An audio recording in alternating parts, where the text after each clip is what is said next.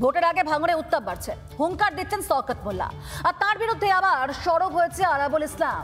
26-এর ভোটে ভাঙড়ে মৃত্যু মিছিল হতে পারে বলেও আশঙ্কা প্রকাশ করেছেন তহা সিদ্দিকী। ভোটের ভাঙড়ে কিন্তু পারদ চড়ছে।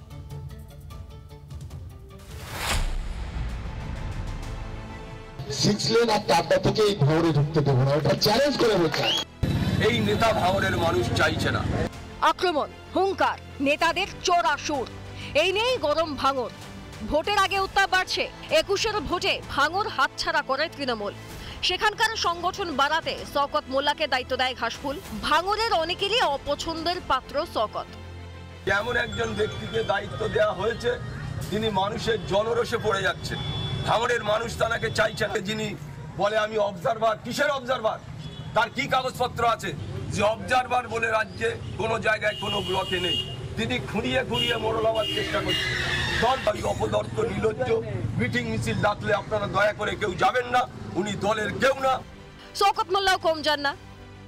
ওদের 6 লেন আর তারটা থেকে এই ভাঙড়ে ঢুকতে দেবো না, এটা চ্যালেঞ্জ করে বলছে, সাবধান করে দিয়ে বলছি, ঢুকতে দেবো না।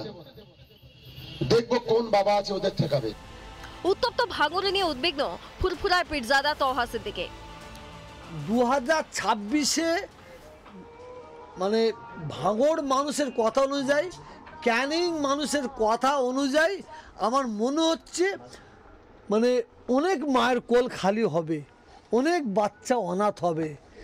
মানে দু একটা নেতার জন্য তহা সিদ্দিকী বারবার বাইরে না বলে ওনার সঙ্গে তো সরকারের পক্ষে যোগাযোগ রাখেন, ফিরা থাকেন, আর ওনার সঙ্গে তো মমতা ব্যানার্জির যখন তখন দেখা হয়, তো তিনি সরাসরি মমতা ব্যানার্জিকেই বলতে পারেন।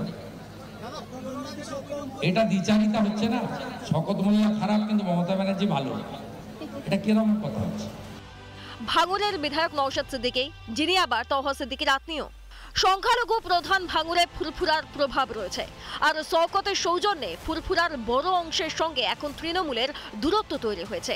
এই পরিস্থিতিতে 26-এর ভোটে ভাঙড় এবং সংলগ্ন এলাকায় ঘাসফুল থাকবে তো? রিপাবলিক বাংলা। নানা ধরনের কন্টেন্ট দেখার জন্য লাইক করুন, শেয়ার করুন আমাদের ফেসবুক পেজ, সাবস্ক্রাইব করুন আমাদের ইউটিউব চ্যানেল। পাশাপাশি অন্যান্য ব্রেকিং নিউজের জন্য অবশ্যই চোখ রাখুন রিপাবলিক বাংলায়।